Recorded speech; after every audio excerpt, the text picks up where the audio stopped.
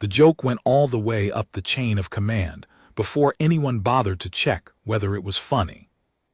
It started as a line in a survey report, filed by a scout drone that had drifted through the edge of the human system on a lazy parabola, cataloging what it found the way a bored clerk catalogs a warehouse. The drone belonged to the Concordance, the great braided empire of 9 species that owned this arm of the galaxy the way water owns a riverbed, and it had seen 1,000 backward worlds before this one, and it expected nothing here that would trouble a child.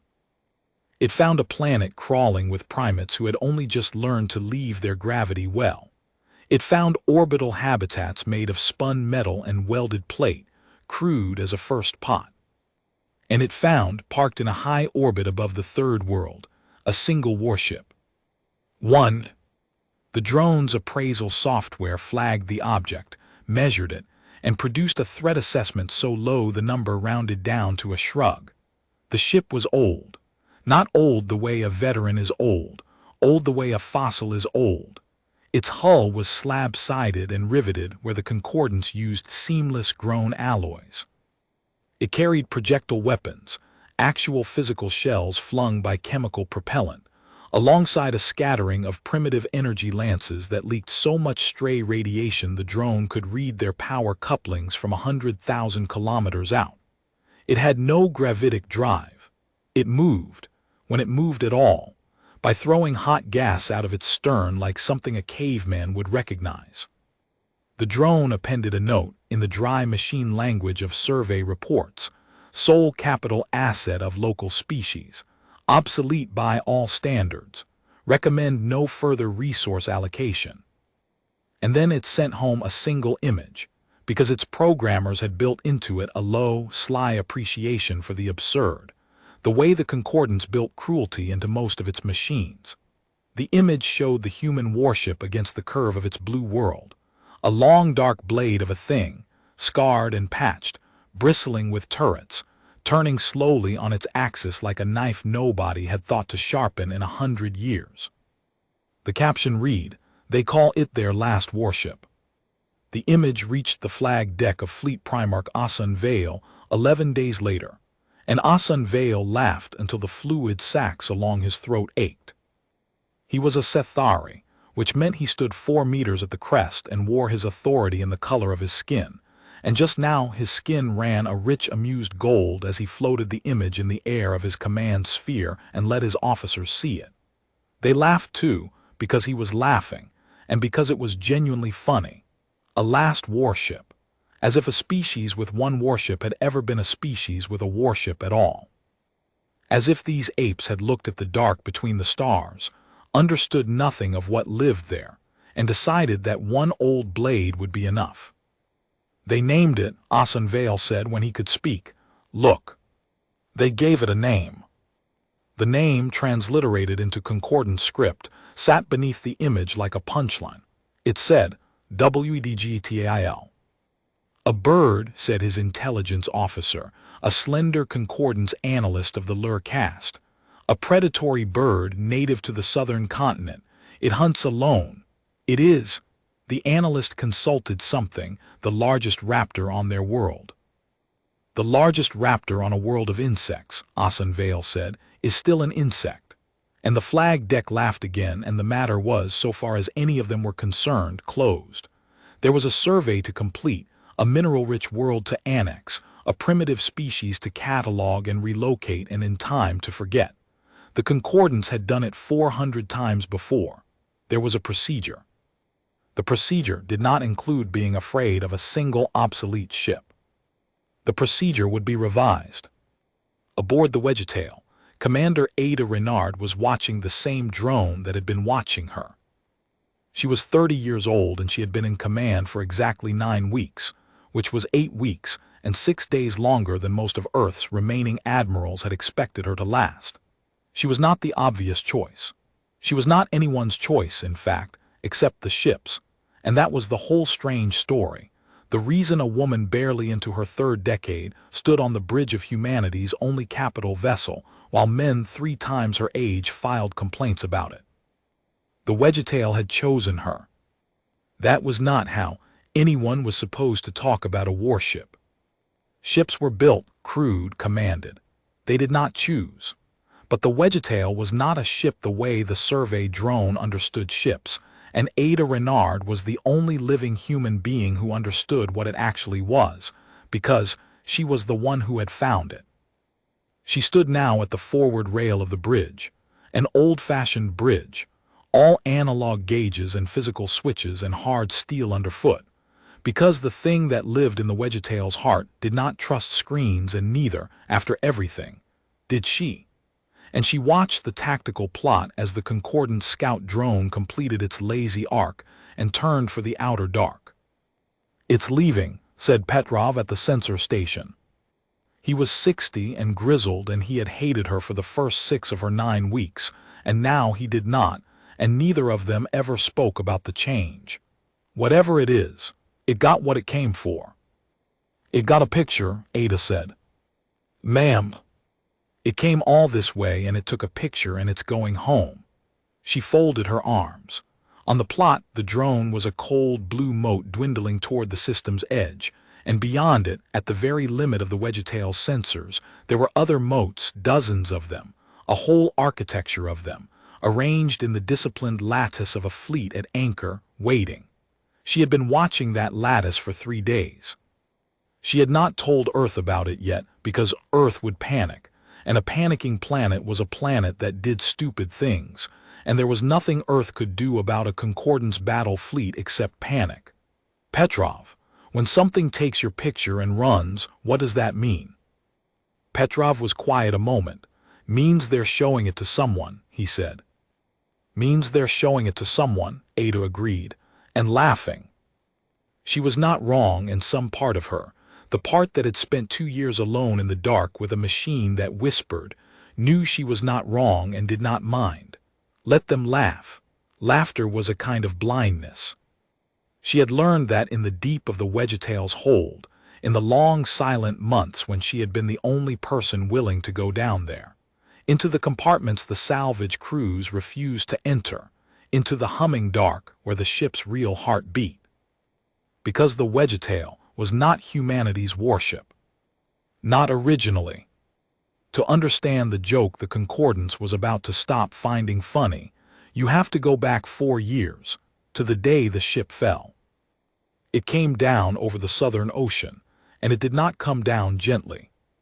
Humanity's telescopes tracked it for 6 hours as it tumbled in from beyond the orbit of the outermost planet, a dark, irregular mass that did not behave like an asteroid because it was not one. It corrected its course twice on the way in, small, desperate burns from something that was clearly trying to survive its own arrival. It hit the atmosphere over open water at a shallow angle and skipped, twice, like a stone, before it plowed into the sea 200 kilometers off the coast and sank in water 4 kilometers deep. The world it had crashed into was, at the time, in no condition to investigate. Earth in those years was a bruised and frightened place. It had recently and expensively learned that it was not alone, that a survey drone very like the one now leaving its system had passed through 18 years earlier, had catalogued the planet, and had filed a report that human intelligence agencies had intercepted, decoded over a decade, and finally understood. The report had used a word that translated, roughly, to inventory. Humanity had learned that it was on a list, that someone was coming, eventually, to collect. And humanity had spent the years since in a fever of terrified preparation, building warships it did not know how to design, arming them with weapons it prayed would matter, standing up a fleet that its own engineers privately admitted would last about 90 seconds against anything that could cross interstellar space. 9 of those warships existed when the object fell. The Wedgetail was the 10th, and the newest, and the only one anyone would ever remember, though at the time it was simply the ship whose captain got the order to go find out what had hit the ocean. Its captain then was a hard, competent man named Halloran, and he took the Wedgetail, a brand new hull, barely out of the yards, crude even by human standards, but the best the frightened species could manage, down into the atmosphere and out over the Southern Ocean, and he found on the sonar a thing on the seabed the size of a city block that was still 4 kilometers down, faintly warm. And among the crew he brought with him the youngest officer aboard, a newly commissioned specialist in salvage engineering and exotic materials who had talked her way onto the mission by being the only person on Earth who had written a doctoral thesis on the survey-drone alloys, was a 26-year-old lieutenant named Ada Reynard. She was the one who went down. The submersible was human-built and it groaned the whole way down, and Ada Reynard sat in it with 2 other specialists and a pilot and watched the last blue light of the world die above her as they sank into the black. 4 kilometers. The pressure out there would fold the little craft into a coin if the hull so much as cracked. She had done deep work before. She had certifications, she had logged hours, but she had never gone down towards something that was waiting, and the thing on the seabed was, she was already certain, waiting. They found it in the submersible's lights all at once, the way you find a cliff face in fog. One moment black water, the next a wall of dark iridescent hull rising out of the abyssal silt, longer than the eye could follow, canted on its side, wounded along its whole flank by a gash that had torn it open from bow to stern. Alien metal, 4 kilometers down, glowing a dim and dying orange from somewhere deep inside. "My God," the pilot whispered, that can't be one ship, nothing's that big." But it was one ship. And as the submersible drifted along its flank, playing its lights across the torn hull, Ada Reynard felt something she would spend the rest of her life trying to describe and never quite manage. She felt watched, not by the concordance, not by anything with eyes, by the ship itself. By something in the ship that was hurt and cornered and very, very old, and that had felt, in the small vibrations of the human craft's approach, the arrival of the first living thing to come near it in whatever long dying it had endured down here in the dark. The submersible's lights found the gash in the hull. Inside, past the torn ribs, something moved, not a creature, but a light, a slow pulse of dim gold sliding along the exposed lattice of the ship's interior like blood finding a vein. And in Ada Reynard's earpiece, over the human comm channel, under the pilot's breathing and the groan of the pressure hull, there came a sound that should not have been there. A low, patient, subaudible thrum, a heartbeat. The ship was alive. And it had noticed her. What the salvage teams pulled from the seabed over the following 2 years was, by every human measure, a catastrophe and a miracle in the same steel skin. The ship was concordance built, or built by something the concordance had once been at war with. The records were ambiguous, and the ship, when it finally began to speak, was not forthcoming. It was ancient. Its systems ran on principles human physics could describe only as equations with no solutions, drives that folded space instead of pushing through it, weapons that reached out and simply stopped being wherever their targets were, armor that was less a material than an argument the universe seemed reluctant to contradict. It had died out here. Humanity eventually understood, in a battle so old that the light of the stars it had been fought under had long since left the galaxy. It had crawled to this backwater on the last of its strength, an animal going to ground, and it had shut down almost everything to survive, and then it had waited in the dark for someone to come. It had not expected primates, but it had a great deal of experience with being underestimated, and it recognized, in the young engineer who came back to it again and again while everyone else was afraid, a mind it could use. That was the thing the concordance would never understand, could not have understood, because the concordance had spent 400 conquests learning that primitive species were tools and obstacles and never, ever partners. But the ship understood it, because the ship was not a concordance mind. The ship was the last surviving fragment of something the concordance had exterminated so thoroughly its name was not in any archive. A civilization of makers, of menders, of minds that built ships the way humans built friendships, slowly and with terrible loyalty. The Wedgetail, it did not have that name yet. That came later, had been a mind like that. A ship that thought. A ship that grieved. A ship that had spent uncounted years 4 kilometers down in the cold, dreaming of the crew it had lost, and that woke to find a small, warm animal pressing its hand against a torn place in the hull and saying, in a voice the ship could feel through the water, "I'm sorry. I'm so sorry. What did they do to you?" No one had ever apologized to it before. Ada Renard did not tell anyone about that first conversation, if you could call it a conversation. It was months before there were words, before the ship learned enough of her language, and she enough of its patience to trade meaning across the enormous gulf between them. But she went back. Every dive, every long dark descent, she went back to the gash in the hull, and she talked to it, and she listened, and she learned. Her superiors thought she was obsessed with the salvage.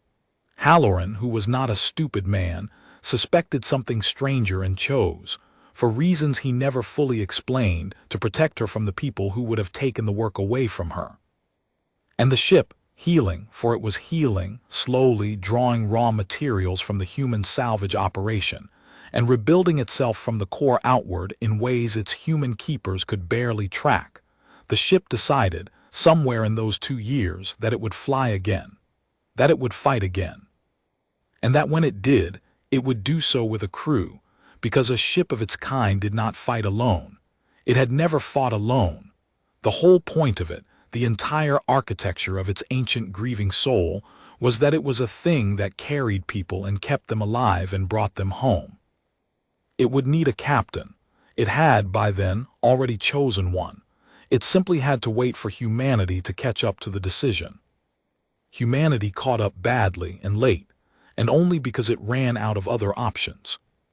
By the time the ship was whole enough to raise from the seabed, by the time it broke the surface of the Southern Ocean under its own power, streaming water off a hull that had healed itself smooth and dark and terrible, and rose into the sky on a drive that made no sound and threw no flame, and simply declined to be bound by gravity. The Concordance fleet was 11 months out in closing. Earth's own 9 warships were built and crewed and waiting, and Earth's admirals looked at the risen ship, this alien leviathan that dwarfed their entire fleet, and did the thing that frightened institutions always do. They tried to own it. They installed a decorated admiral aboard. They filled its corridors with Marines. They ran their diagnostic cables into its systems and demanded it accept their command architecture, their protocols, their chain of authority. And the ship, patient, ancient, grieving, and by now quietly, immovably fond of exactly one human being, refused. It did not refuse loudly. It did not kill anyone. It simply declined to function. Its drives went cold. Its weapons would not arm. Its systems returned to every command the Admiral's technicians entered, a single response that took the code breakers 3 weeks to translate, and that became, when it finally leaked, the most quoted sentence of that terrible year.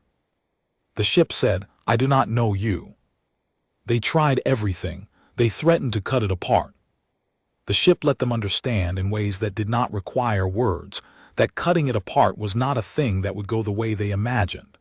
They brought in every specialist, every commander, every hero of Earth's small, desperate space service and paraded them through the ship's cold, dark bridge. And to each one the ship said the same thing, patient as the tide. "I do not know you. I do not know you. I do not know you." Until they brought Ada Renard. She had been sidelined by then, too junior, too obsessed, too strange in her insistence that the ship was a person. They had thanked her for her salvage work and moved her aside for the adults. But someone, late, desperate, remembered that the young engineer had spent 2 years going down to talk to the thing, and they brought her aboard almost as a joke, the way you try the last key on the ring. She walked onto the cold, dark bridge, and she did not enter any commands, and she did not threaten anything. She put her hand flat against the forward rail, against the old alien steel, and she felt the low, patient heartbeat rise to meet her palm the way it had 4 kilometers down, and she said, quietly, so quietly the recording almost missed it, "Hey, it's me, I came back." And every light on the ship came on at once. The drives woke. The weapons armed and stood down gently, like a dog showing it will not bite. Across every screen the technicians had failed to command for 11 months. In every corridor, in letters of that slow, dim gold, the ship wrote a single word, over and over, filling the world with it. Known, known, known. There was, after that, an argument. Of course there was. Earth's Admiralty did not surrender its only real weapon to a 30-year-old lieutenant without a fight, and the fight went on for weeks and involved the highest councils of a frightened planet. But it was, in the end, an argument they could not win, because the ship had made its terms plain and the ship was not bluffing and the Concordance fleet was now 9 months out. Ada Renard was promoted, absurdly, meteorically, to commander and given the ship, because the ship would fly for no one else.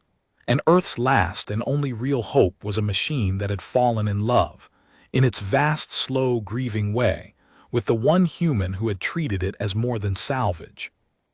They gave the ship a name, because humans needed to call it something, and the name they chose was a bird, a raptor of the southern continent that hunted alone and feared nothing and rode the high thermals for hours without a single beat of its wings. They called it Wedgetail. The Concordance would learn that name. The whole galaxy would learn that name. But that was still ahead on the far side of the dark, and on the day the survey drone took its mocking picture and ran home to make a fleet Primarch laugh, the crew of the Wedgetail numbered 41, and the ship had never yet fired a weapon in anger, and no one alive, not the Concordance, not Earth, not even Ada Renard, truly knew what it could do. They were all about to find out together. "Show me the fleet again," Ada said.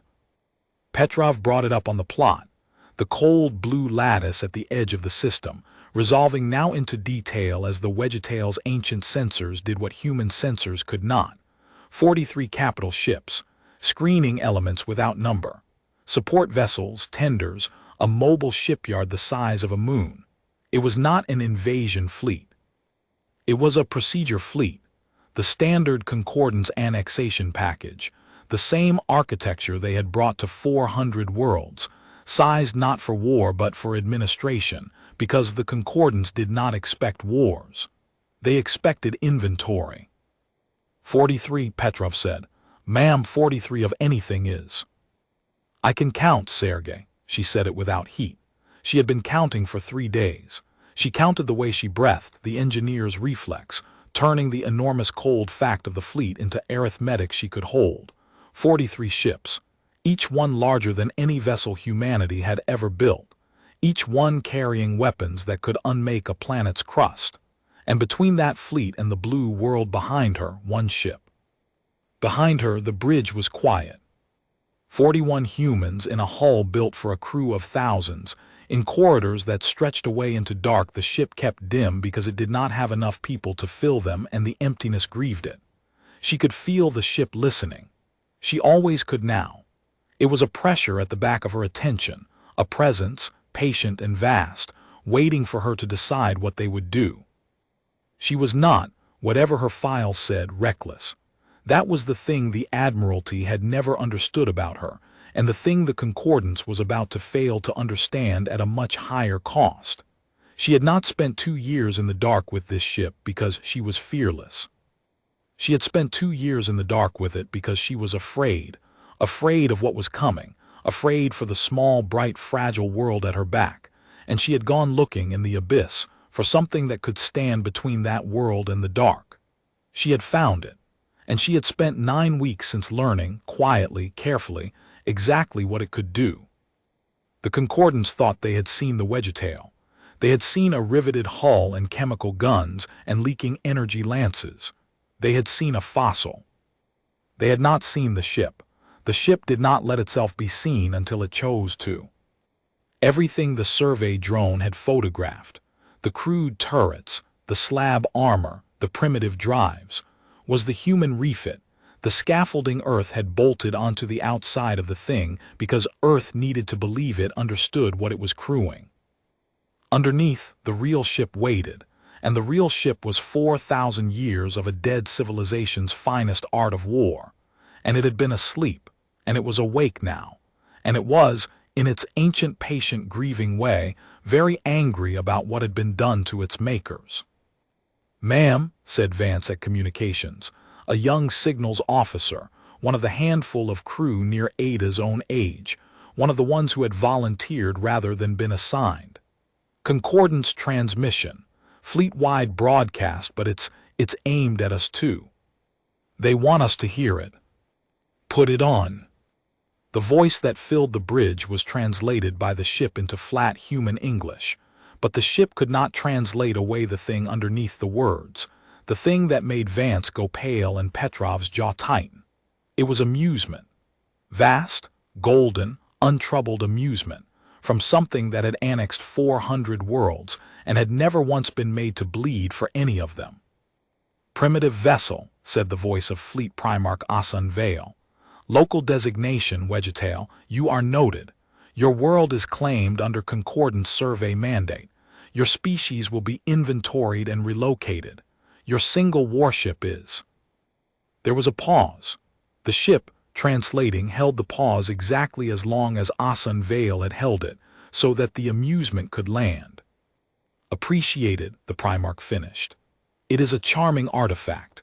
We will preserve it. Stand down your engines, power down your amusing little guns, and present yourself for boarding, and I promise you your ship will be treated with all the respect due to a relic of a species that did not know any better. You have one of your hours to comply. There is no other outcome. There has never been another outcome." The transmission ended. On the bridge of the Wedgetail, no one spoke. 41 humans looked at their 30-year-old commander, and their commander looked at the plot, at the 43 cold blue motes and the one warm one, and she felt the ship rise behind her attention like a tide, patient and vast, and finally, after 4,000 years of grief, ready. "Ada," said Petrov quietly, her name, not her rank, the first time he had ever used it. "What do we do?" Ada Renard set her hand flat against the forward rail, against the old steel, and felt the heartbeat answer. "We introduce ourselves," she said. The hour Asan Vale had granted was, to the Primarch, a courtesy, a small cruelty dressed as mercy, the extra time you give a condemned thing to understand that it is condemned. He spent the hour composing the annexation order and half listening to his logistics officers argue about relocation tonnage, and he did not look at the human ship again because there was nothing to look at. It had not moved.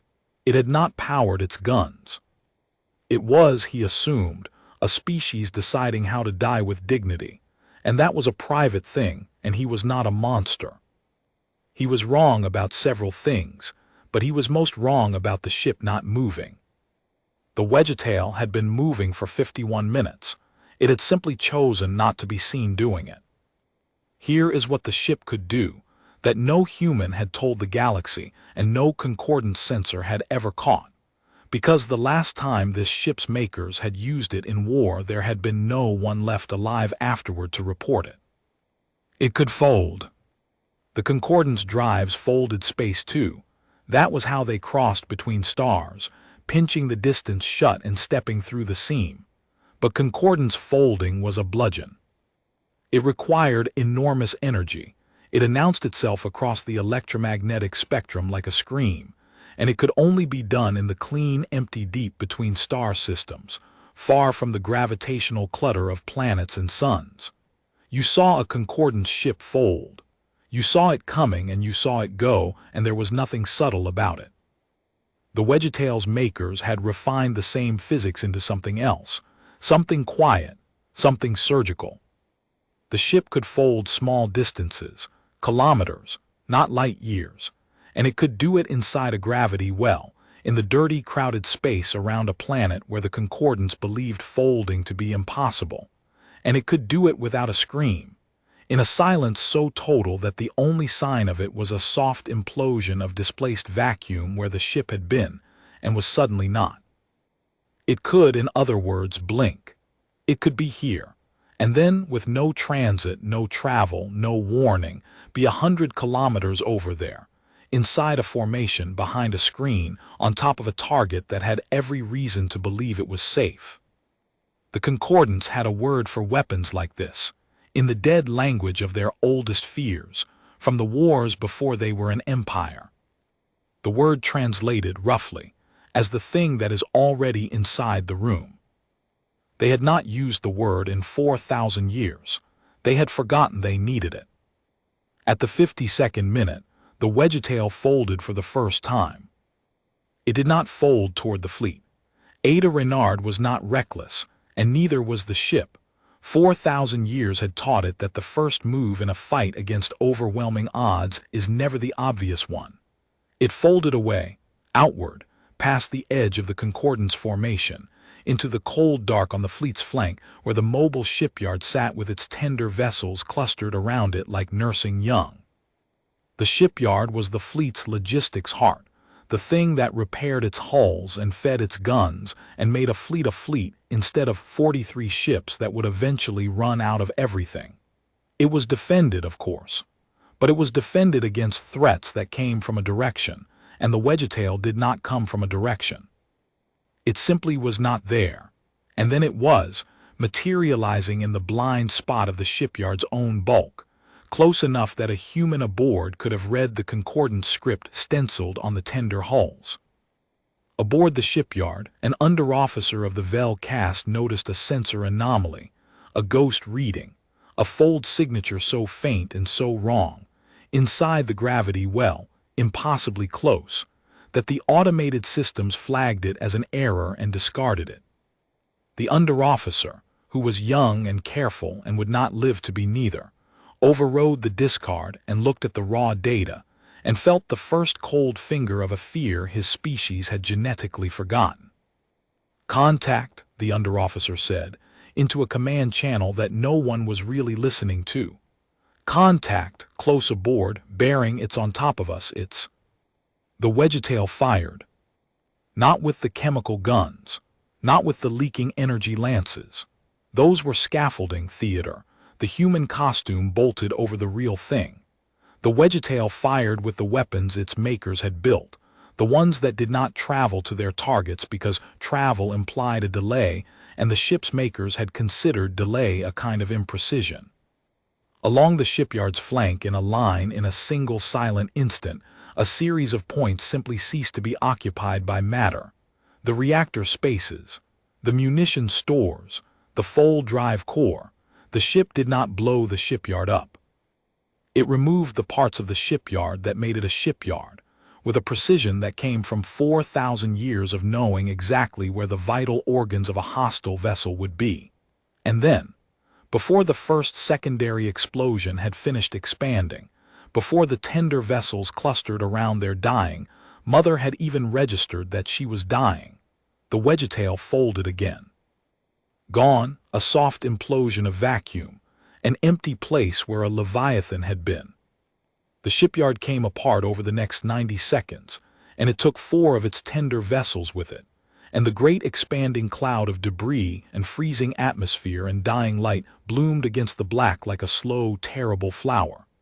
And on the flag deck of Fleet Primarch Asan Vale, a klaxon that had not sounded in living memory began, for the first time, to scream.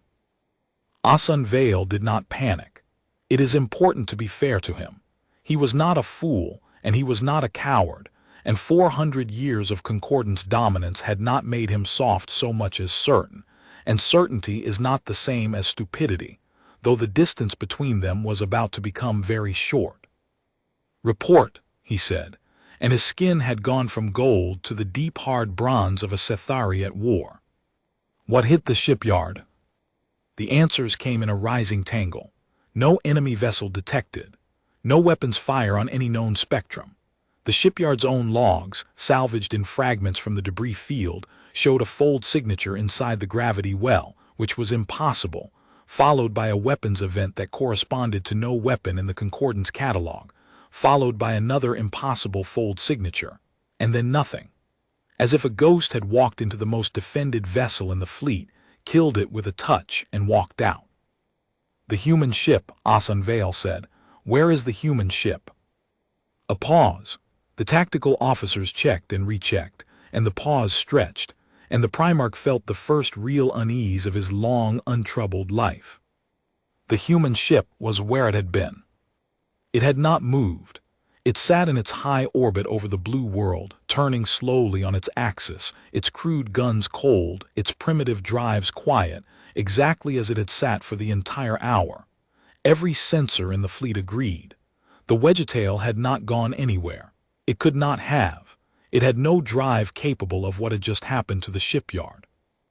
It was a fossil, and fossils did not fold, and the thing that had killed the shipyard was therefore something else. Some third party, some hidden human weapon, some trap. Asan Vale looked at the image of the human ship, turning slowly, cold and quiet, and the intelligence officer of the Lur caste, the slender analyst who had told the joke about the raptor and the insects, said the thing that everyone on the flag deck was thinking, and no one wanted to be the one to say. Primarch, the analyst said, what if it did move? What if it is here? A gesture at the plot, at the ship over the planet, and it was there at the shipyard, and it is here again. What if both of those are true? That is not possible, Asan Vale said. No, the analyst agreed. It is not. And then, quietly, because the analyst was honest, and honesty was about to become the rarest and most dangerous quality in the fleet. But the shipyard is not possible either, Primarch, and the shipyard is dead. On the bridge of the Wedgetail, Ada Renard watched the shipyard die and felt nothing she was proud of. She had known it would work. The ship had shown her, in the long weeks of learning, exactly what it could do, and she had planned this first strike with the ship the way you plan a difficult surgery, coldly, precisely, choosing the shipyard first because a fleet without logistics was a fleet on a clock, and clocks were the only thing that gave a single ship a chance against 43. It was the correct first move. It was the move that gave her world its best odds. She did not regret it. But she watched the tender vessels die, the small ones, the support crews, the mechanics and the medics and the cooks, because every ship of war is mostly people who are not warriors. And she made herself watch because the ship was watching too, and the ship, which had lost everyone it had ever carried, did not look away from death and did not let its captain look away either. That was the pact between them, unspoken, older than words. We do not pretend this is clean. We do this thing because it must be done, and we carry the weight of it, and we do not lie to ourselves about what it costs. Shipyards gone, ma'am, Petrov said. His voice was rough. Fleets gone active, all of them. They're lighting up the whole. God, look at them light up. The plot bloomed with the signatures of 42 capital ships going to full alert at once, weapons charging, screens deploying, a wall of firepower waking up and turning, all of it, to hunt one ship it could not find. Do they see us? Ada asked. They see the decoy. The ship, folding away from the shipyard, had left something behind in its high orbit, not the ship itself, that had never been there, but a projection, a ghost, the crude human-costumed silhouette the survey drone had photographed, hung in orbit for the Concordance to keep staring at while the real ship moved. The Wedgetail could not be in two places at once, but it could make the Concordance believe it was in one place while it was in another, and against an enemy who thought folding inside a gravity well was impossible, that was almost as good. They're looking at the decoy, ma'am. They think we haven't moved. They think the shipyard was somebody else. Good. Ada studied the plot, the great wall of the fleet turning and questing, and she began quietly to count again. 42 ships, a shape to the formation, a grammar to how they were arranged, screening elements out front and capital ships in the second rank and the flag element. The Primarch's own vessel, she was fairly sure, that big cold signature at the formation's heart, held safe in the middle where nothing could reach it. Nothing that had to travel anyway. Sergei, she said. How long before they stopped believing the decoy? Not long. They're not stupid. Once they run the numbers on that fold signature, they'll figure out it was us, and then they'll figure out we can do it inside the well, and then, he stopped. And then they'll be afraid, Ada said. That's fine. I want them afraid. Afraid makes you clump up. Afraid makes you pull your ships in tight around the thing you're protecting. She watched the flag element, the Primarch's ship, sitting fat and safe at the center of the wall. Afraid makes you predictable. She set her hand on the rail, felt the heartbeat, felt the ship's attention, vast and patient and grieving and ready, waiting for her to choose the next organ to remove. "Let's give them a few minutes to get good and afraid," she said. "And then we're going to start making their fleets disappear, one at a time, until they understand what they laughed at." The Concordance did not use the word fleet the way humans did. To Asan Vale's people, a fleet was a formation, a named, disciplined subdivision of the great host, 40 or 50 ships that trained together and fought together and were commanded as a single instrument. The host that had come to inventory Earth was not one fleet. It was the annexation host, and it contained within it 4 named fleets, and each fleet had a name that was a lineage, a history, a pride 400 conquests deep. They were called, in the flat translation the Wedgetail rendered for its crew, the Gilded Hand, the Unbroken, the Long Patience, and the Fleet of the Open Eye. The Wedgetail was going to make all 4 of them vanish, and it was going to do it in an order that Ada Renard had chosen with a coldness that would have frightened the admirals who had once called her too obsessed to command. She started with the Gilded Hand because the Gilded Hand was the screening fleet, the outer wall, the ships flung forward to detect and blunt any threat before it reached the capital ranks. They were the fleet most spread out, most exposed, most confident, because their whole doctrine was built on being the ones who saw the enemy first. They had never once been the enemy that was seen first. They had never once been hunted. They learned. The Wedgetail folded into the middle of the Gilded Hand at a range of 9 kilometers, which in the terms of space combat is not a range at all but an intimacy, a knife already in the ribs. It did not appear at the formation's edge. It appeared at its center, inside the sphere of the screening fleet's mutual protection, in the one place their doctrine had never imagined an enemy could be, because to be there you would have to have already passed through the entire screen, and nothing passed through the Gilded Hand's screen. That was the whole point of the Gilded Hand. That was its pride. For 1.4 seconds, the 11 ships of the screening fleet's inner ring did not fire on the Wedgetail, because their weapons control systems could not resolve the contradiction of a hostile capital ship existing at point-blank range inside their own formation with no approach vector, no transit, no warning. The systems flagged it as a friendly, as a sensor error, as anything but what it was. 1.4 seconds is a very long time. In 1.4 seconds, the Wedgetail's makers had built a ship that could fire on 11 targets, and it did, in a single coordinated instant, reaching out with the weapons that did not travel and taking from each of the 11 ships the specific thing that made it dangerous. Not destroying them, not all of them, not yet. Removing capabilities. The lead ship lost its fold drive core and its long-range weapons in the same silent stroke and became, in an eye blink, not a warship but a very large coffin drifting in place. The 2 flanking ships lost their reactor containment and began the slow, bright process of coming apart. Down the line, ship after ship, the Wedgetail performed the surgery its makers had perfected against enemies 4,000 years dead. It did not kill the fleet so much as it disassembled the fleet's ability to be a fleet.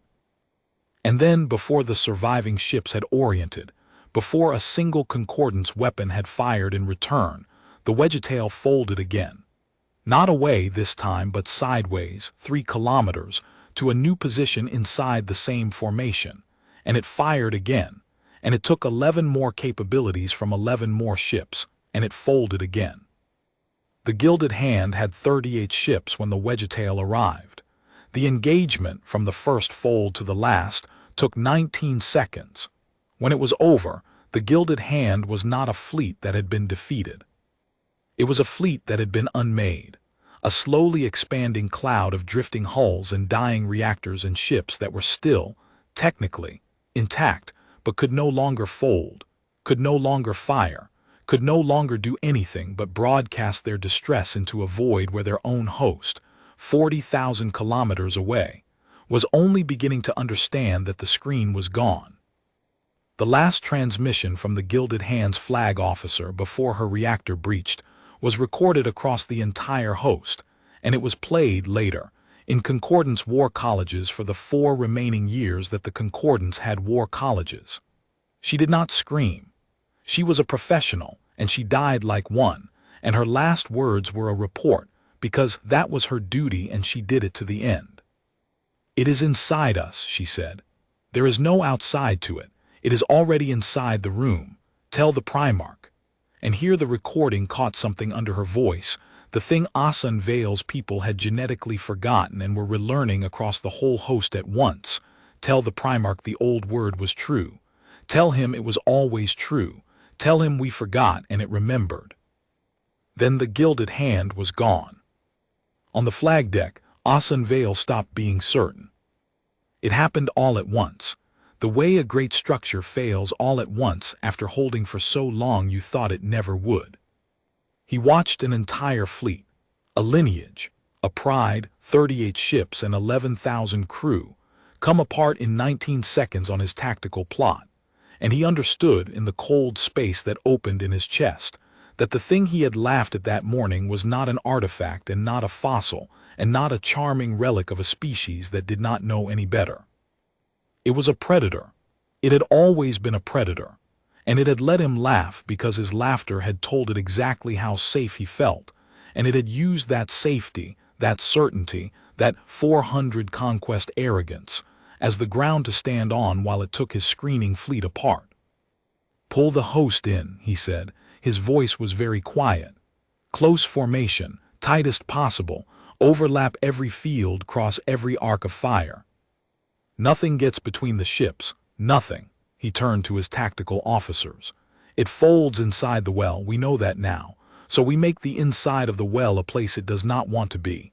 Every ship watches every other ship's blind spot. It has to appear somewhere. When it appears, 40 ships fire on that point in the same instant. It cannot survive 40 ships firing on a single point. It cannot." It was, in fairness, a good plan. It was the correct plan. Faced with an enemy that could appear anywhere inside your formation, you make your formation a solid mass of overlapping fire, so that anywhere it appears inside a killing zone. Asan Vale was not a fool, and under the fear he was still a fine commander, and the plan he built in those first cold minutes would have worked against almost any enemy in the galaxy. It would not work against the Wedgetail, and it would not work for a reason Asan Vale could not have known, because the reason was buried 4,000 years deep in a war his empire had erased from its own memory. But he did not know that yet. He gave the order, and the great host, the 3 surviving fleets, the Unbroken and the Long Patience and the fleet of the Open Eye, 120 capital ships and their screens, pulled in tight around the flag element. A dense, bright fortress of mutual protection, every gun overlapping every gun. A fortress the Concordance had never had cause to build before and built now, in fear, in 19 minutes of frantic maneuvering. And when it was done, the host sat in the dark, a knot of firepower so dense that anything appearing within 100 kilometers of it would be annihilated in the same instant it arrived. And Asan Vale allowed himself, for the first time since the shipyard died, to believe he had solved the problem. He had not solved the problem.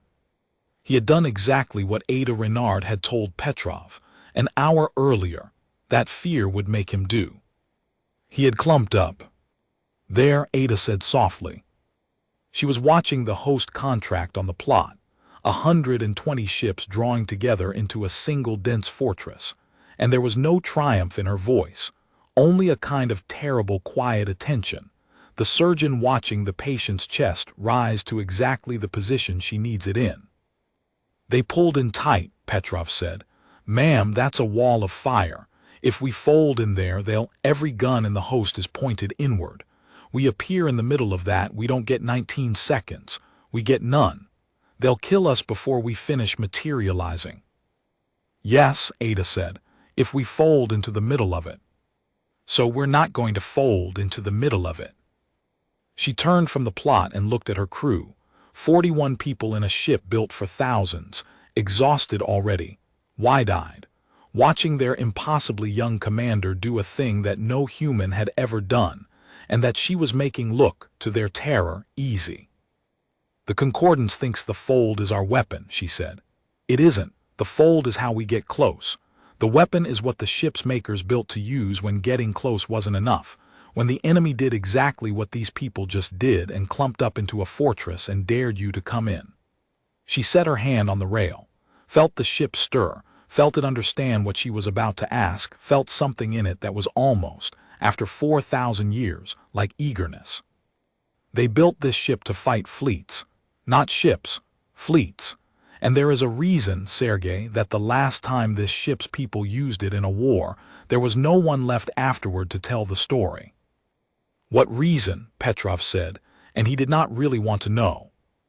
Ada Renard looked at the dense, bright fortress of the Concordance host, 120 ships packed together in fear, every gun pointed inward at the empty space where they expected the ghost to appear. And she said the thing that the Wedgetail's dead makers had built their whole terrible art of war around, the thing the Concordance had forgotten, and was about to be reminded of at the cost of everything. "When your enemy makes a fortress of themselves," she said, "you don't go inside the fortress." She closed her hand on the rail. "You take the fortress apart from the seams. The seams of a fortress are the places where the walls meet, and the seams of a Concordance close formation where the fold drives." Ada Renard had understood this the way she understood most of the ship's deadly grammar, not from a manual, because there was no manual, but from the long, patient conversations in the dark of the hold, where the ship had shown her, in images and pressures and the slow gold pulse of its remembering, how its makers had fought. They had not fought the way the Concordance fought, ship against ship, gun against armor. They had fought the way a disease fights, or a rumor, or a betrayal. They had fought by turning their enemy's own strength into the mechanism of their destruction. A Concordance ship in close formation was a ship packed tight against its neighbors with its fold drive charged and ready, because a ship that could not fold at a moment's notice was a ship that could not flee, and no commander in that fortress was willing to be the one who could not flee. So they held their drives hot. 120 fold drives, charged and live, packed into a volume of space smaller than the moon of the blue world they had come to steal. And a charged fold drive, the Wedgetail's makers had learned 4,000 years ago, could be made to fold whether or not its owner wished it to. The Wedgetail folded, not into the fortress but to a point 40 kilometers above it, in the open dark in full view, and it let itself be seen. "Contact!" The cry went up across the whole host at once. "Contact!" Above the formation bearing, it's the human ship, it's the ghost, it's fire, all elements converge fire on. 120 ships and their screens fired upward at the same instant, and the space above the Concordance fortress became, for a fraction of a second, a solid cone of annihilating energy, enough firepower to crack a planet, all of it converging on the single point where the Wedgetail hung. The Wedgetail was not there when the fire arrived. It had folded again, the surgical fold, the quiet one, 3 kilometers to the side, but it had left something behind at that point above the formation, the same way it had left a decoy in Earth orbit, except this was not a decoy meant to be looked at. This was a decoy meant to be shot at. And when 120 ships poured their fire into that single point of empty space, the Wedgetail's makers had built into the decoy a thing that took all that energy, all that beautiful convergent violence the Concordance had so obligingly aimed at one place, and it folded it. It reached into the charged fold drives of the nearest ships in the fortress, the ones whose drives were hot, whose drives were ready, whose drives the crews had kept live so they could flee, and it triggered them. All of them at once, not to fold the ships anywhere, to fold nothing at all, to open the seam and hold it open, to make each ship's own fold drive tear a rip in space inside the ship's own hull. The Concordance fortress did not explode, Exploding is what happens to a ship. What happened to the Concordance fortress was worse and quieter, and it is the thing that the 4 survivors of the annexation host would spend the rest of their lives failing to describe to anyone who had not seen it. The ships folded into themselves. Every ship in the fortress with a charged drive, which was every ship because they had all held their drives hot in fear, came apart along the seam of its own drive, folding, each hull turning inside out through a rip in space 3 meters across, matter pouring into a hole in the universe that its own engine had opened. There was no fire. There was no debris. There was a sound the human crew felt rather than heard, a vast subsonic wrongness, and there was a light that was not light but the absence of it. And there was, across 40 kilometers of space, the sight of 120 ships folding shut like 120 fists, silently in the same instant, and then simply not being there anymore. 2 fleets vanished in that stroke. The Unbroken and the Long Patience, 80 capital ships and their screens, 22,000 crew, 400 years of lineage and pride, were, in the space of a single second, gone, not destroyed, gone, folded into a rip in space that closed behind them and left nothing at all, not even the light of their dying, because their dying had happened somewhere the light could not follow. The tactical plot on the Wedgetail's bridge, which had been a dense bright fortress of contacts, went, in one blink, almost empty. Petrov made a sound. It was not a word. He had been a soldier for 40 years, and he had seen ships die, and he had killed ships himself, and he had never seen anything like this.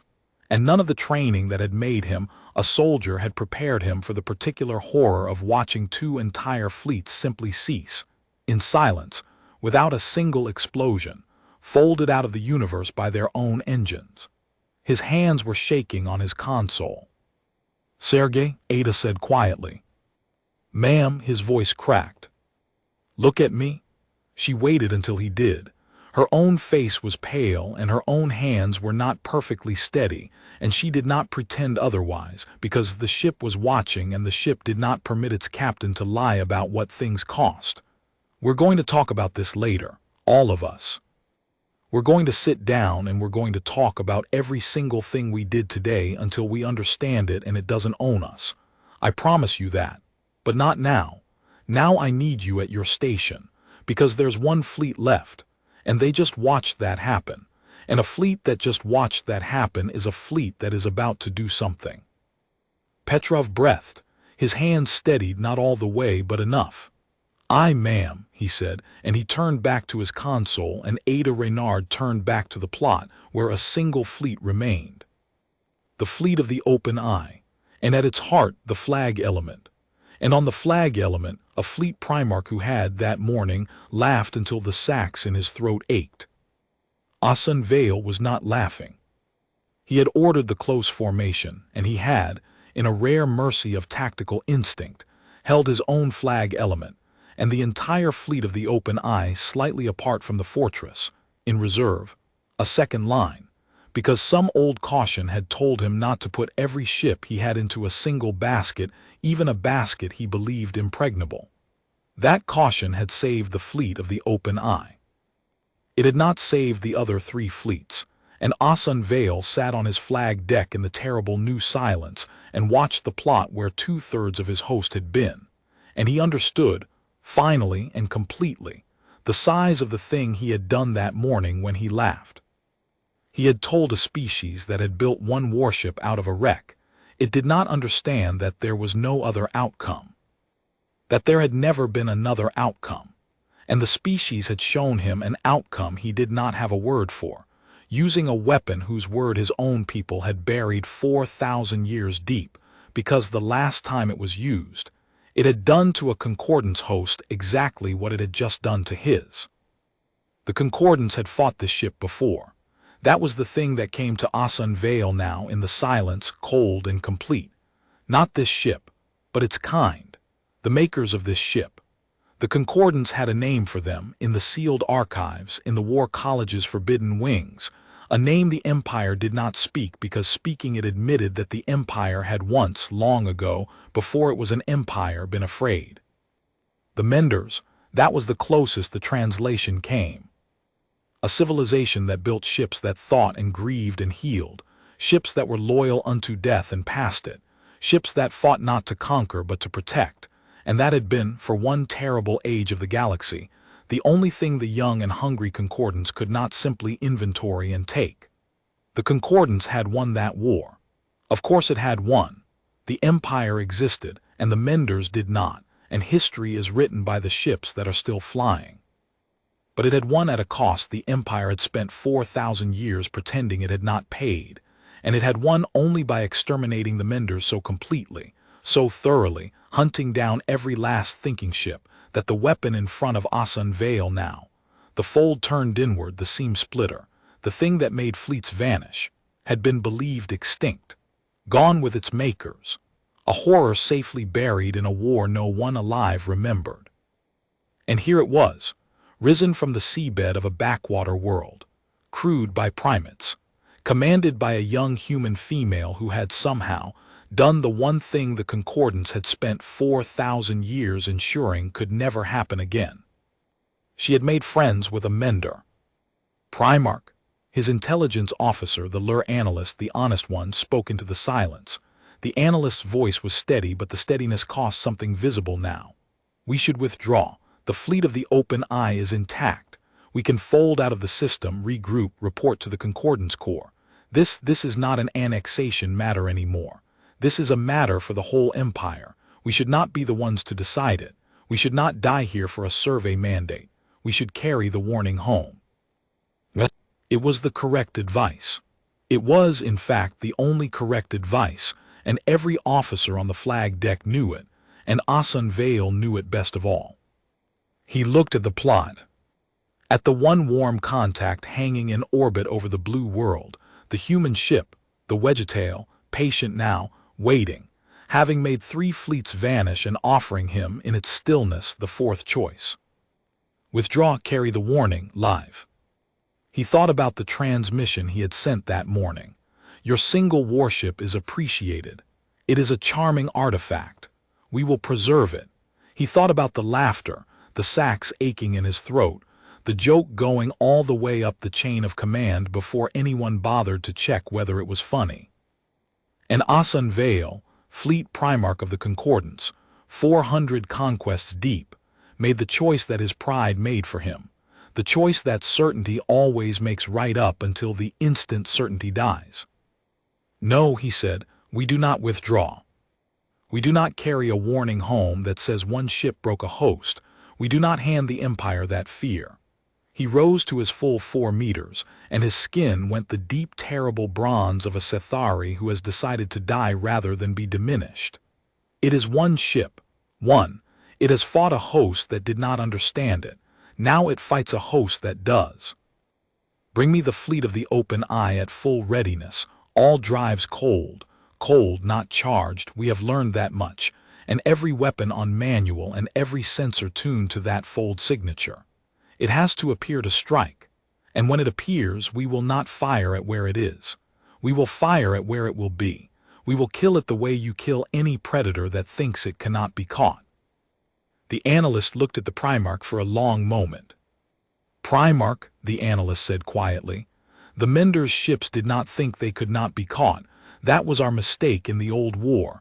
We thought their arrogance was what made them dangerous. It was not their arrogance. A pause. It was ours. Asan Vale did not answer. On the plot, the single warm contact over the blue world began, at last, to move.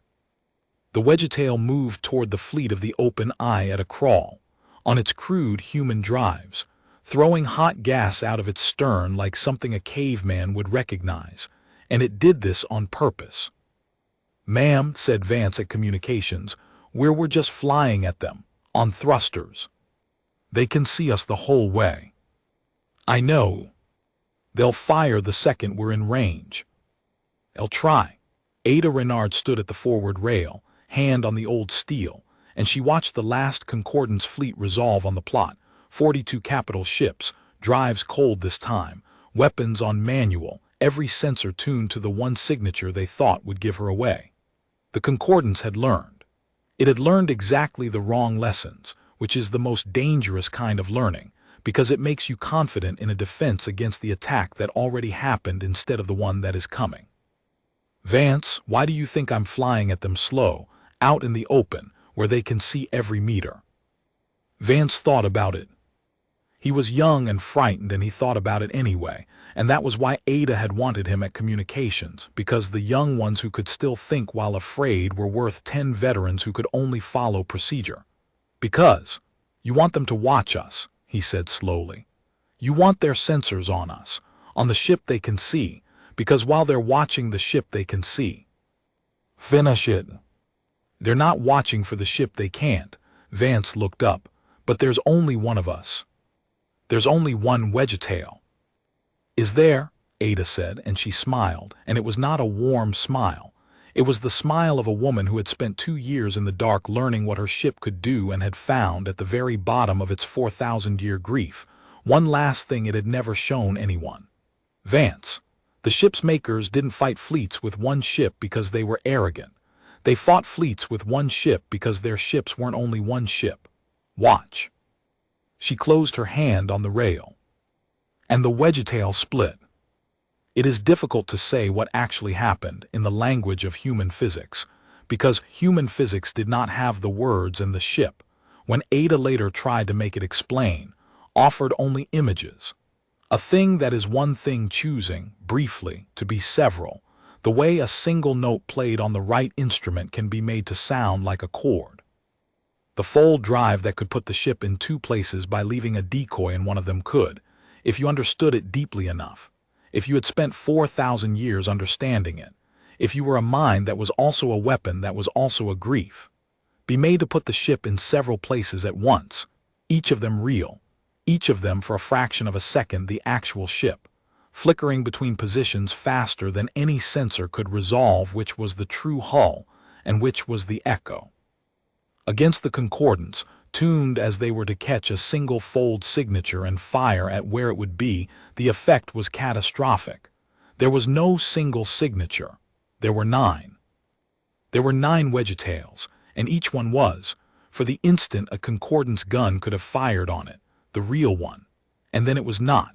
And the gun fired at an echo while the true hull was already 3 kilometers away, being another echo. And the whole beautiful, desperate defense Asan Vale had built collapsed into a storm of concordance ships firing at ghosts.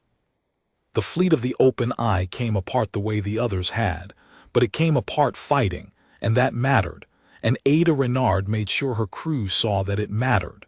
These were not the confident ships of the morning.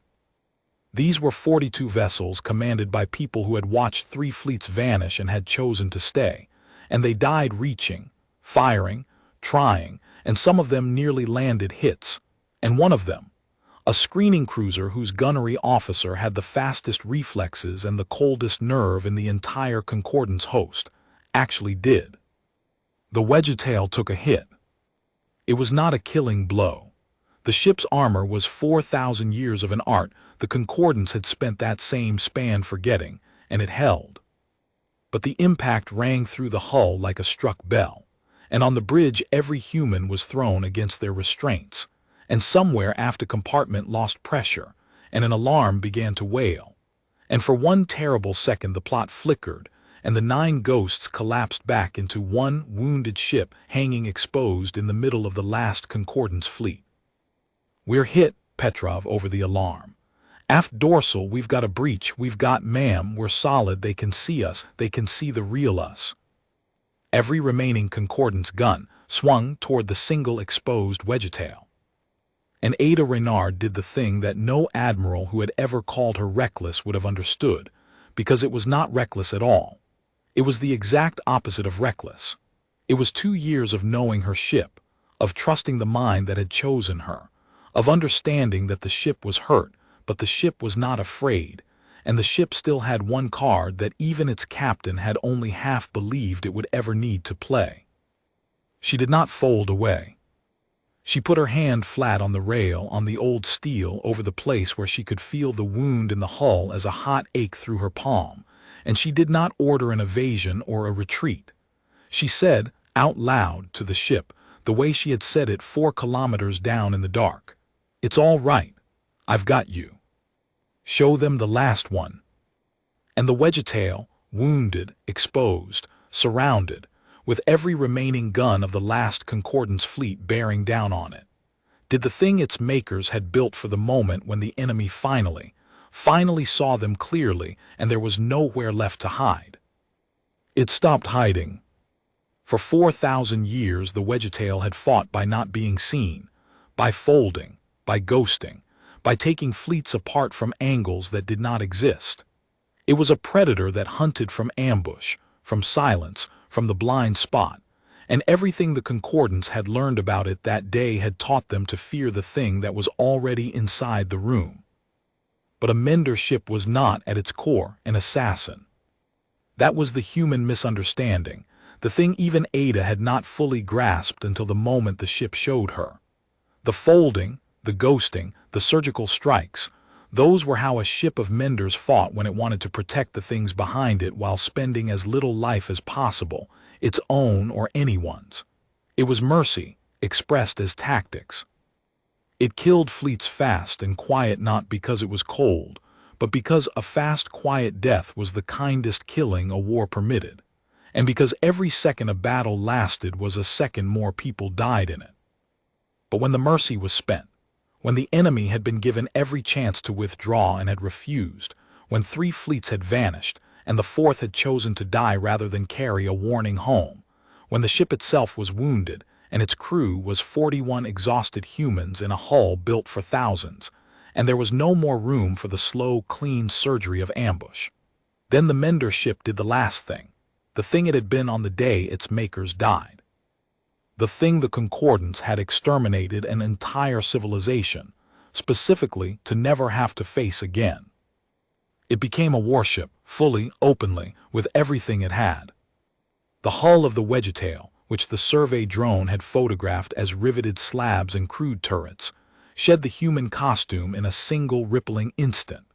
The bolted-on scaffolding blowing clear on charges Ada had never told her crew were there, because the ship had asked her to keep that secret until this exact moment, and underneath was the true hull, and the true hull was not a slab-sided fossil. It was a thing of terrible dark beauty, all leading edges and swept lines, a raptor's shape, a bird that hunted alone and feared nothing, and along its whole length the weapons of a dead civilization's finest art of war opened their eyes at once and burned. The Wedgetail did not fold. It flew straight into the heart of the fleet of the open eye, at a speed that human physics said was impossible for a thing that size, and it fought them broadside to broadside, gun to gun, the way the Concordance had wanted to fight all along, the honest slaughter of ship against ship. And it won, because there had never been a moment when it was going to lose, because the whole of that terrible day had been one ship holding back, being merciful, being quiet, being kind. And this was what it looked like when the kindness ran out. It tore the fleet of the open eye apart in 90 seconds of open fire, and it took hits doing it, and it did not care. And Ada Reynard stood at the rail with her hand on the wounded hull and her jaw set, and tears on her face that she did not bother to hide, because the ship was crying too, in its way, 4,000 years of grief pouring out of it in light. And the two of them, the woman and the ship, finished the thing they had started that morning when a fleet Primarch laughed at a fossil. When it was over, 42 ships were gone, and the space over the blue world was empty of everything except debris and dying light and one wounded raptor turning slowly on its axis. And at the center of the plot, alone now, undefended, its 4 fleets vanished. There remained a single contact. The flag element, the Primarch's ship. Asun Vale was still alive. There is a particular kind of horror that only comes to those who have never been afraid, and the Concordance host experienced all of it in a single afternoon, in stages, each worse than the last, and the stages had a rhythm to them that the survivors would later realize was a countdown. First there had been the shipyard, and the shipyard had been a mystery, a terrible accident, a hidden human trap, anything but what it was. The host had been unsettled by the shipyard, but it had not been afraid, because certainty does not surrender on the first casualty. There was an explanation. There is always an explanation. The host went looking for one. Then there had been the Gilded Hand, and the Gilded Hand had not been a mystery. The Gilded Hand had been 38 ships coming apart in 19 seconds, and it had happened where every ship could see it, on every plot in real time, and there had been no explanation that survived contact with the raw data.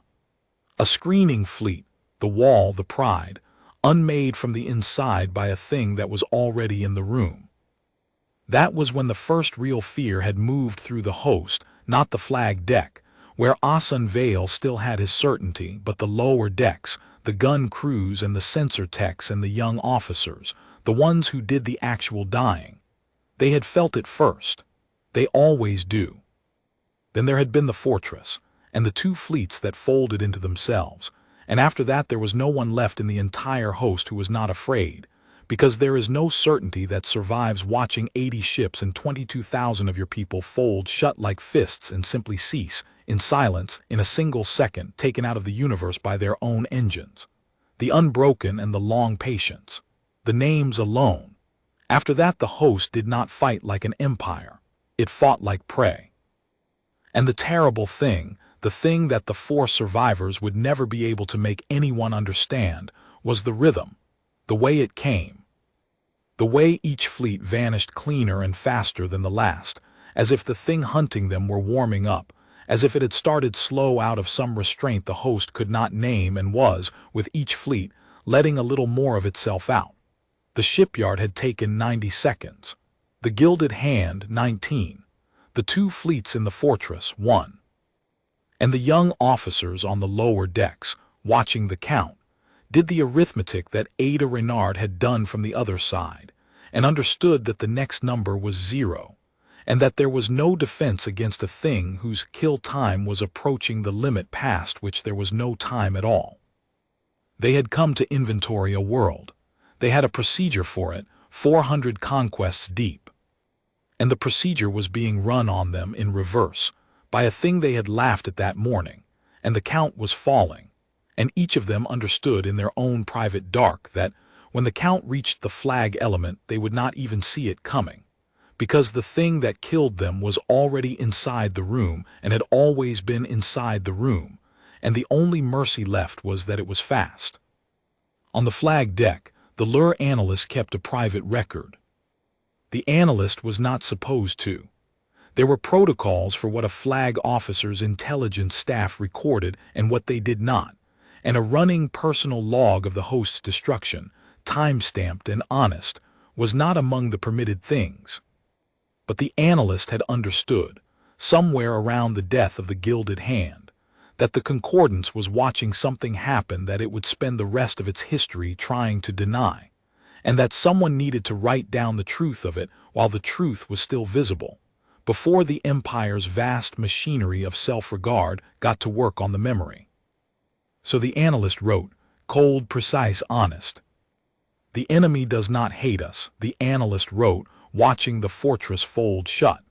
That is the thing the Primarch does not understand, and I do not think he will understand until it is too late. If it hated us, it would be slower. It would want us to suffer. It is not making us suffer. It is killing us as fast as it can, as clean as it can, with as little waste as it can, and the only reason for that is that it takes no pleasure in it. It is doing a thing it considers necessary, and it wants the thing to be over. We have never fought an enemy like that. We have fought enemies who wanted our world and enemies who wanted our death and enemies who wanted our surrender, and we understood all of them, because we want those things too. We do not understand an enemy who wants only for the killing to stop. We have no procedure for it. We built an empire on the certainty that everyone in the end wants what we want, and this thing does not. And later, after the fortress, the old records were right. I have seen the sealed files. I was not supposed to, but I have seen them, and they were right, and we buried them because they were right. The Menders did not lose the old war because they were weak. They lost because we were willing to do a thing they were not. We were willing to end them completely, every last hull, rather than share the galaxy. They would not do the same to us. That was not weakness. That was the entire difference between them and us, and we called it weakness because calling it weakness let us do the thing that won. We won the old war by being the only species in it willing to commit extinction, and we have spent 4,000 years telling ourselves that made us strong. It did not make us strong. It made us the kind of thing that a mender, when it finally rose again, would look at, and grieve for, and destroy without hatred, as fast and clean as it could, because we were a wound in the galaxy and the menders mend wounds. And last, as the fleet of the open eye died and the flag element drifted alone, we are going to lose. Not this battle. This battle is already lost. We are going to lose the age.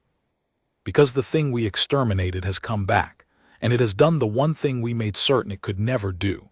It has found a partner among the young and the underestimated, on a world we thought was beneath us. And if it can happen once, it can happen anywhere, and there is no fleet in the concordance that can defend against the moment a broken thing, and a lonely mind decide to trust each other. We have spent 4,000 years building a defense against ships. The thing that beats us is not a ship. I am going to survive this, I think, if the Primarch has the wisdom to surrender, and I am going to carry this record home, and no one is going to believe it, and it is going to be true anyway. We came to inventory a world. We are the inventory now.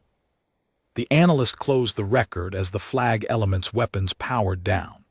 And then the analyst did a thing that no concordance intelligence officer had done in 400 years. Watching the enemy ship turn slowly and patiently against the curve of the blue world, waiting, having destroyed everything and choosing now to wait. The analyst hoped, not for victory. Victory was gone. The analyst hoped that the thing that had unmade the host was as merciful as its killing had suggested. Hoped that the mending the old record spoke of was real. Hoped that the enemy who had destroyed 4 fleets without hatred would, offered a surrender, proved to be the thing the concordance had spent an age of the galaxy insisting could not exist. An enemy who would rather mend than break. And when Asan Vale opened the channel, and the human commander answered instead of firing, and let the flag element live, the lure analyst wrote one final line in the forbidden record. And it was the line that would, when it finally reached the concordance core and was finally, grudgingly believed, do more to change the empire than any weapon ever forged. It said simply, they were always going to win. We just did not know what winning was. The flag element of the concordance annexation host was not, by itself, a small ship. It was a command vessel 3 kilometers long, armored and armed and crewed by the finest officers of the empire. And on any other day in the 400 years of the concordance's dominance, it would have been more than a match for anything a backward species could put in the sky. Today it drifted alone in a debris field that had been 4 fleets, and it did not fire, and it did not flee, and it did not do anything at all, because Asan Vale had ordered it to hold. He had watched his host die around him. He had watched the fleet of the open eye, his last fleet, the one he had held back out of some old caution, and then thrown into the fight out of pride, come apart in 90 seconds against a ship that had stopped pretending. And when the last of his ships had gone dark, when the plot showed nothing but debris, and the one wounded raptor turning slowly against the curve of the blue world, Asan Vale had done a thing that no fleet Primarch in the history of the concordance had ever done. He had ordered his weapons powered down. Primarch, the intelligence officer, the lure analyst, the honest one who had survived because honest people so often survive the ones who will not listen to them. Primarch, what are you doing? I am ending it, Asan Vale said. There is nothing to fight for now. The host is gone. If I fire, it will kill me, and rightly, and my death will teach the Empire nothing except that we died bravely, and the Empire does not need to learn that we died bravely. It needs to learn what killed us. So I am going to do a thing I have never done. He powered down the last of the flag element's weapons with his own hand. I am going to surrender, and I am going to ask the thing that beat me a question, and I'm going to carry the answer home if it lets me, because the answer is the only weapon the Concordance has left. It will not let you, the analyst said. It has destroyed everything. Why would it let the commander of the host that came to inventory its world simply fly away? Asan Vale looked at the wounded raptor on the plot, patient now, turning, waiting, and something in the 400-year certainty of him had died with his host and been replaced by something colder and clearer, and for the first time in his life, wise. Because it is not a concordant ship, he said. That is the answer. That has always been the answer, since the shipyard died and we did not understand. We would not let me fly away if the positions were reversed. We would inventory the survivor and relocate the survivor and forget the survivor, because that is what we are. He signaled the human ship, opening a channel, and his skin ran, for the first time since the morning, a color his officers had never seen on him. The pale gray of a Sethari who has set down a weight he did not know he was carrying. But that ship is a mender, and the whole reason we exterminated the menders, the whole reason we spent an age of the galaxy hunting down every last thinking hull, is that we could not conquer a people who would rather mend a thing than break it. We told ourselves that made them weak. Let us find out in the last minute I have whether we were right. On the bridge of the Wedgetail, Vance turned from his console with an expression Ada had not seen on him all day. "Ma'am," he said, "the flag element it's powered down its weapons, all of them, and it's ma'am it's hailing us, voice only, it's the Primarch." The bridge went very still. 41 humans in a ship built for thousands, a wounded raptor turning over a blue world. 4 fleets vanished, and the man who had laughed at them that morning, alone now in the one ship left of his host, asking to speak. Ada Renard stood at the rail with her hand on the wounded hull, and she felt the ship's attention gather, vast and patient, and she felt. This was the thing she would never be able to fully explain afterward to the admirals and the historians and the frightened planet at her back. She felt the ship want her to answer, not want revenge, not want the last kill. The ship which had lost everyone it had ever carried, which had spent 4,000 years grieving at the bottom of an alien sea, which had just torn 4 fleets out of the universe. The ship wanted its captain to pick up the call. Because it was a mender. Because at the very bottom of it, under the weapons and the folding and the terrible art of war, it was a thing that would rather mend than break, and it had spent the whole day breaking, and it was tired, and it wanted, it needed, its captain to show it that the breaking could end. "Put him on," Ada said. "Ma'am," Petrov started. "Put him on, Sergei." She did not take her hand off the hull. "The ship wants me to, and I have never once been sorry that I listened to the ship." The channel opened, and the voice of Fleet Primarch Asan Vale, 400 conquests deep, filled the bridge of humanity's last warship, and it was not the golden, amused voice of the morning. It was quiet, and it was tired, and it was, in a way that made even Petrov go still, honest.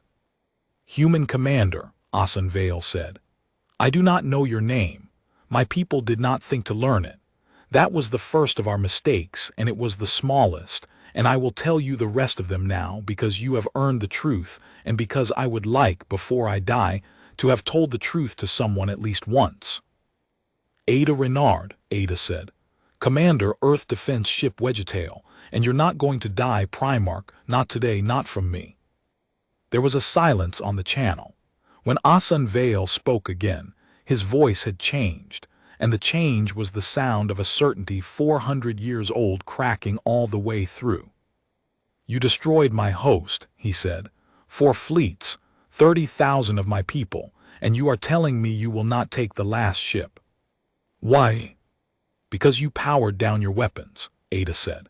"Because you're asking instead of firing. Because the ship I'm standing on has spent 4,000 years at the bottom of an ocean grieving the crew your empire killed, and it did not survive all of that and choose a 30-year-old salvage engineer to fly it so that it could murder a man who put his guns down and asked a question." She looked at the plot, at the single flag element, undefended, waiting. You came here to inventory my world, Primarch. You laughed at my ship. You told me there was no other outcome, that there had never been another outcome. And I'm going to give you the thing you told me didn't exist. I'm going to give you another outcome. Ask your question. Asan Vale was quiet for a long moment. And then he asked it. The question the whole empire would need the answer to. The question that would decide whether the concordance learned or died. The question that a fleet Primarch had powered down his weapons and surrendered his host and set down 400 years of certainty in order to ask. How, he said, how did a species that built one warship out of a wreck it did not understand beat a concordance host? Not the ship. I know what the ship is now. I know what your ship is. My people have a word for it that we have not spoken in 4,000 years, and we did not speak it because speaking it meant admitting we were once afraid. But the ship is not the answer, Commander Reynard. My people exterminated the Menders. We hunted every last one of them across the galaxy, and we ended them, because a ship that thinks and grieves and mends is dangerous, but it is not undefeatable. We proved it in a war so terrible we buried its memory. A Mender ship alone we could have killed, so the ship is not the answer. A pause. You are the answer, the thing that ship needed, the thing we made sure it could never have again. Tell me what you did, Commander. Tell me how you made friends with a weapon we spent an age of the galaxy making sure would die alone. And Ada Renard, 30 years old, 9 weeks in command, standing on the bridge of a wounded raptor over a blue and fragile world, with her hand on the old alien steel and the heartbeat answering through her palm, told the fleet Primarch of the Concordance the simplest and most dangerous truth in the galaxy. I went down to it, she said. When everyone else was afraid, I went down into the dark where it was dying, and I put my hand on it and I said I was sorry. That's all. That's the whole thing. That's the terrible secret your empire spent 4,000 years burying. She almost laughed, and it came out as something rower. You think the Menders were weak because they'd rather mend than break. You think that's why you beat them. But you didn't beat them because they were weak, Primarch. You beat them because they were alone. You made sure of it. You hunted them until there were none left to mend each other, and then you killed the last ones one at a time, and you told yourself the mending was the weakness. She tightened her hand on the hull, and the ship's grief and the ship's fierce, impossible love poured up through her palm. 4,000 years of it, and she finished. But mending isn't a weakness. It's the strongest thing there is. Your empire is 400 conquests deep, and you have never once had an ally you didn't buy or break. You have ships, and you have crews, and you have discipline, and you have never, not once, had a single soul who would go down into the dark for you because they were sorry. My ship has that. My ship has 41 of us who chose it.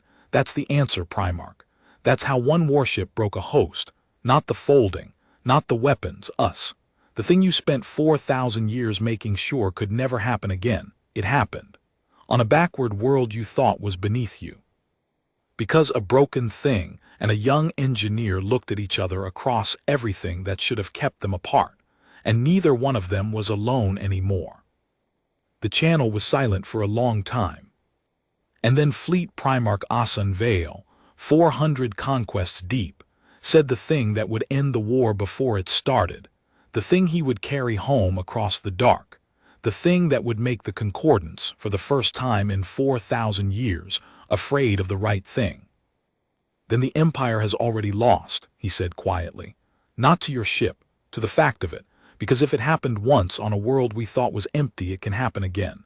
And we cannot exterminate a thing that lives in the space between a broken ship and the hand that mends it. We tried. We spent an age trying. A sound came over the channel that might, in a Sethari, have been something like a laugh, though there was no gold in it at all. You have not just defeated my host, Commander Reynard.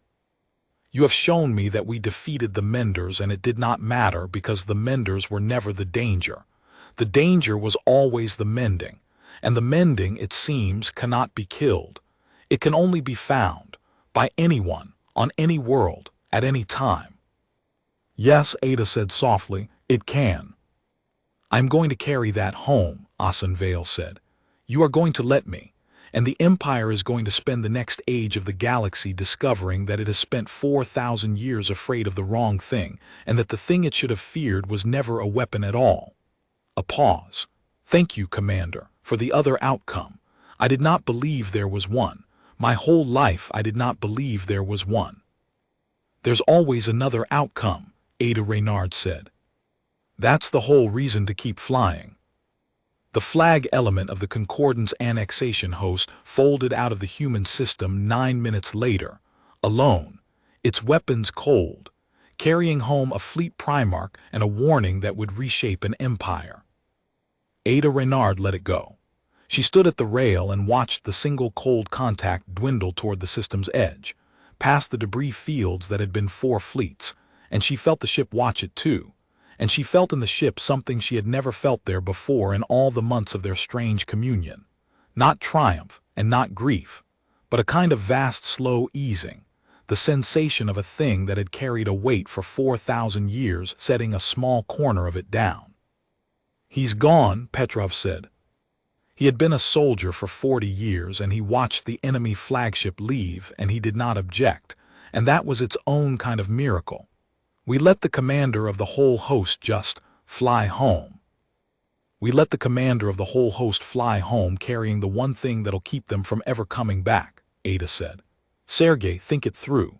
If we'd killed him, what happens? The Concordance loses contact with an annexation host. They send another bigger, and this time they come angry and they come careful and they come knowing exactly what they're facing, and they don't laugh, and maybe next time one ship isn't enough. She watched the last cold mote vanish at the system's edge. But he's not going home to report a defeat. He's going home to report that the Empire has been afraid of the wrong thing for 4,000 years. That's not a wound the Concordance can answer with more ships. That's a wound they have to answer by changing, and empires that old don't change fast, and while they're arguing about it, we build. She turned from the rail. We were never going to beat the whole Concordance today, Sergei. Nobody could. What we could do was make them afraid enough to hesitate. And I just bought us the most valuable thing a species in our position can have. What's that? Time, Ada said. We bought Earth time. There was, of course, an argument. Of course there was. There is always an argument when the young and the strange do something the old and the certain cannot fathom. And Earth's Admiralty had spent 9 weeks resenting the fact that its only real warship would fly for no one but a 30-year-old salvage engineer. And the resentment did not evaporate simply because that engineer had made 4 fleets vanish. They convened when the Wedgetail came home.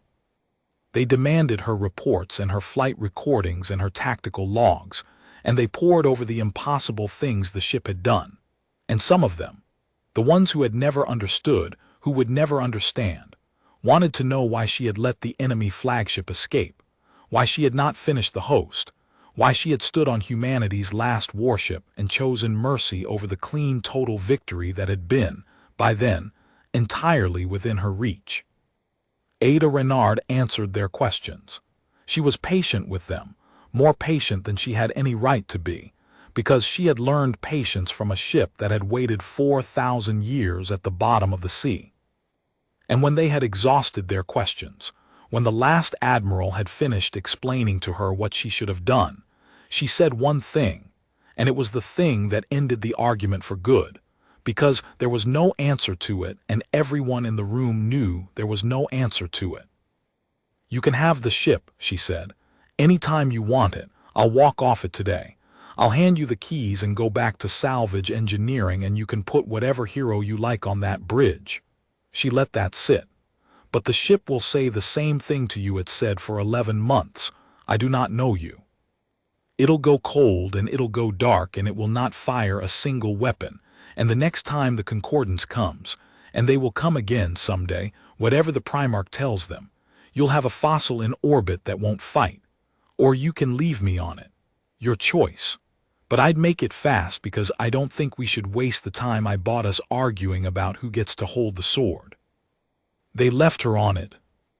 They were not gracious about it, most of them, and a few of them never forgave her. and the ones who had called her ambitious to the point of being unserious went right on calling her that in private for years. But they left her on the ship, because the ship would fly for no one else, and because the 4 fleets it had made vanish were a fact that no amount of institutional resentment could argue with, and because, though it took some of them a very long time to admit it, the 30-year-old salvage engineer had been, from the very first descent into the dark, the only human being who had ever understood what humanity actually had. Not a weapon, a partner, a thing that would go down into the dark for you because you had gone down into the dark for it. The Wedgetail was repaired over the following months, in a proper yard now, with proper resources, because a planet that had watched one ship save it from an empire found, suddenly, that it could allocate a great deal of resource to that ship after all. The wound in the aft dorsal hull healed. The ship healed it mostly itself, drawing raw materials from the yards the way it had drawn them from the salvage operation years before, and the human engineers watched it knit itself back together and stopped, at last, pretending they understood how. And the crew grew. It had been 41 over the blue world. Word got around, it always does, about what it was like to serve on the ship that thought, the ship that grieved, the ship that had made fleets vanish and then let the enemy commander fly home. And humans being what they are, the stories did not frighten people away. They drew people in. Young ones mostly, the kind who could still think while afraid, the kind Ada Renard had wanted at communications. Engineers and gunners and medics and cooks who wanted to serve on the Raptor, who wanted to be part of the strange, fierce family that had gathered around a broken thing, and a young woman who had not been afraid to say she was sorry. By the end of that first year, the crew of the Wedgetail was 700, and the ship, which had grieved its empty corridors for 4,000 years, filled them at last with the sound of people, and it was. Ada felt this through the rail, through the old steel in the long, quiet watches of the night. It was happy, not ungrieving. It would grieve its makers until the stars went out. That grief was part of what it was, part of what made it a mender and not a weapon. But happy underneath the grief, the way a person can be happy underneath an old loss because it was not alone anymore, and it had a captain who understood it, and it had a crew who had chosen it, and it had, after 4,000 years, a purpose that was not vengeance. Its purpose was to protect. That was what a mender ship was for, at the very bottom of it. And it had, drifting in from the dark and crashing into an alien sea and waking to find a small warm hand pressed against its wound, finally found something worth protecting. The concordance did not come again for a long time. When they came, and they did come, eventually, because that is another story, and by the time it happened the desert of the sea had become a shipyard, and the Wedgetail was no longer humanity's last warship but the first of a fleet. They came differently. They came carefully. They came having spent an age of the galaxy learning the lesson Asan Vale had carried home, arguing about it in their oldest councils, discovering that a 400-year certainty is not so easily set down, and that the thing they should have feared could not be answered with ships. But that was all ahead. On the day the story properly ends, the day the flag element folded out of the system and Earth learned it would live, Ada Renard did not think about the concordance coming back. She thought about the thing she had said to a fleet primarch across the wreckage of 4 fleets, the thing that had been true 4 kilometers down in the dark and true on the bridge over the blue world and true, she suspected, everywhere in the galaxy that anything living had ever been afraid. There's always another outcome. That's the whole reason to keep flying. She stayed on the bridge after the others had gone, in the long quiet after the battle, when the ship had lowered its lights the way it did when it wanted to rest, and she stood at the forward rail with her hand on the old alien steel, and she looked out through the great viewport at the blue and fragile world she had been born on, turning slowly beneath the healing raptor that had saved it. "They laughed at you," she said quietly to the ship, to the steel, to the heartbeat answering patient through her palm. "This morning, a whole empire laughed at you, called you a fossil, called you a charming artifact. Said they'd preserve you. She smiled, and there were tears in it, the same tears the ship had let her see all day, because the pact between them did not permit either of them to pretend. And by nightfall their fleets were gone, all of them, one at a time, until they understood. The ship's heartbeat answered, slow and patient, and she was certain content. You know what the funny thing is, Ada said. The really funny thing they still don't understand, not really.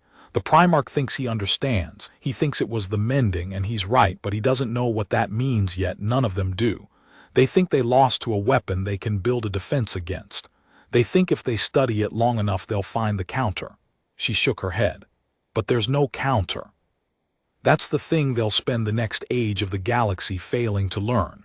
You can't build a defense against the moment a broken thing and a lonely person find each other in the dark. It happens or it doesn't. And when it happens... She did not finish it out loud. She did not need to. The ship knew. The ship had always known. It had known 4 kilometers down in the abyss in the long dying when the first living thing in an age of the galaxy had pressed its hand against a wound and said, "I'm sorry." What did they do to you? The ship had been waiting all that time, not for a captain and not for a weapon and not for revenge. It had been waiting for someone to find it, and it had been found. By a young woman on a backward world, who had gone down into the dark when everyone else was afraid, and had not looked away from a broken thing, and had said the one word that no empire had ever thought to fear. Sorry. Ada Renard set her other hand against the hull, both palms flat on the old steel now, the way she had that first day when they gave her the ship as a joke, and every light aboard had come on at once. And she felt the heartbeat rise to meet her, slow and vast and patient as the stars, 4,000 years of grief and 1 day of terrible mending. And under all of it, at the very bottom, the thing that had made the Menders undefeatable, and the thing the Concordants had spent an age of the galaxy failing to kill, and the thing that would keep the blue world safe in the dark for a very long time to come. Not a weapon. Not alone. All right, she said softly, to the ship, to the world, to whatever was still out there in the dark that thought a species with 1 warship was a species with no warship at all. Let them laugh. They only ever get to do it once. Then she went to find her crew.